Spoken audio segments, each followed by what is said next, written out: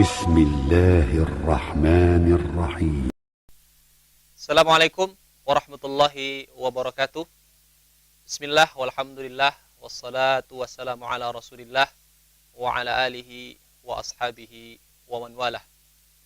Allah subhanahu wa ta'ala menurunkan Al-Quran di bulan Ramadan. Itu memberikan isyarat kepada kita bahwa ibadah yang nomor satu yang kita jadikan sebagai ibadah utama, afdalul a'mal, yang menemani kita di saat kita sedang berpuasa adalah ibadah membaca Al-Quran. Sebagaimana yang terjadi antara Nabi SAW dengan malaikat Jibril. Ketika bulan Ramadan datang, maka malaikat Jibril turun dari langit menghampiri Nabi SAW fi kulli lailatin, pada setiap malam, untuk mendengarkan bacaan-bacaan Al-Qur'annya Nabi SAW. Kemudian ada satu hadis Nabi SAW. Beliau bersabda, Al-Quran wassiyam, Al-Quran dan puasa, yashfa'ani li'abdin yaumal qiyamah, nanti di hari kiamat akan datang sebagai penolong.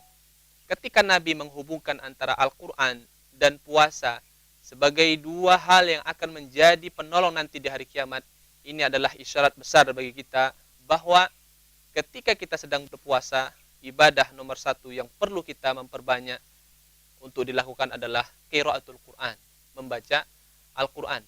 Rasulullah SAW pernah bersabda dalam hadis beliau, Iqra'ul Quran fa innahu ya'ti yaumal qiyamati syafi'an li ashabihi.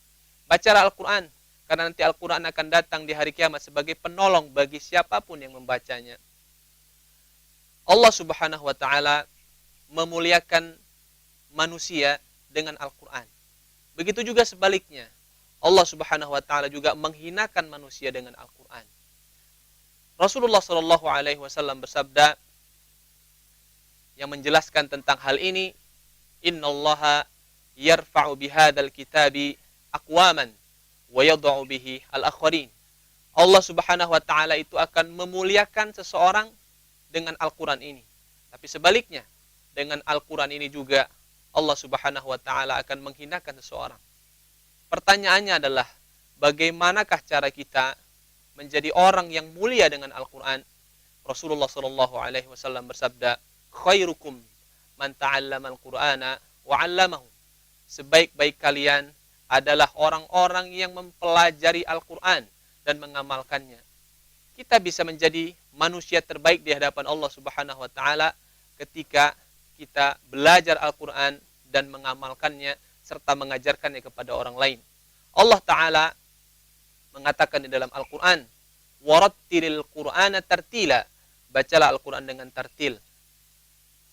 Saudaraku hadirin rahimakumullah, Rasulullah sallallahu alaihi wasallam pernah berkata dalam hadis beliau, mathalul ladzi yadhkurullah walladzi la yadhkurullah kamathalil hayyi wal mayyit. Perbedaan antara orang yang berzikir mengingat Allah dengan orang yang tidak berzikir dengan mengingat Allah itu seperti apa? Orang yang hidup dan orang yang mati. Dan sebaik-baik lapas-lapas zikir atau sebaik-baik bentuk-bentuk zikir adalah qiraatul Quran, membaca Al-Quran. Ulama kita di bulan Ramadan ini memiliki keajaiban-keajaiban yang lebih, yang secara akal seolah-olah kita tidak mempercayainya. Imam Asy-Syafi'i disebutkan dalam riwayat hidup beliau, selama bulan Ramadan, maka beliau berhasil mengkhatamkan Al-Quran sebanyak 60 kali. Imam Ahmad bin Hanbal juga diriwayatkan dengan hal yang sama. Ketika bulan Ramadan tiba, maka beliau meninggalkan pekerjaan-pekerjaan yang sifatnya duniawi. Maka beliau beralih kepada satu ibadah yang sangat besar, yaitu qiraatul Quran. Maka akan dapat satu kesimpulan bahwa ulama mengatakan ibadah nomor satu yang kita jadikan sebagai ibadah yang menemani ibadah kita di saat kita sedang puasa di bulan Ramadan ini adalah membaca Al-Quran. Jadikan puasa kita ini lebih bermakna dengan Al-Quran. Jadikan Al-Quran ini sebagai sahabat terbaik kita di saat kita sedang berpuasa Ramadan ini. Jadikan bacaan rutin kita di bulan Ramadan ini di saat kita sedang berpuasa adalah Al-Quran.